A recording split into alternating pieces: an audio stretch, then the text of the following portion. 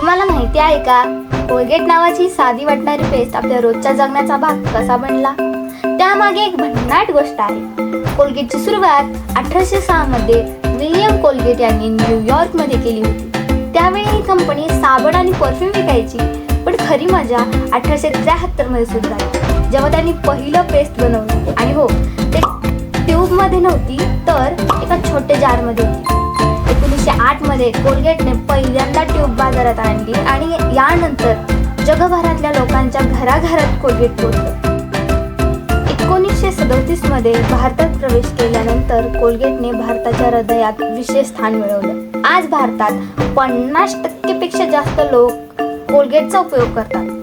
इतकंच नाही, कोलगेटने पर्यावरणपूरक धोरण स्वीकारून 2025 पर्यंत आपली उत्पादने 100% रिसायकल करण्याची संकल्पना केली आहे.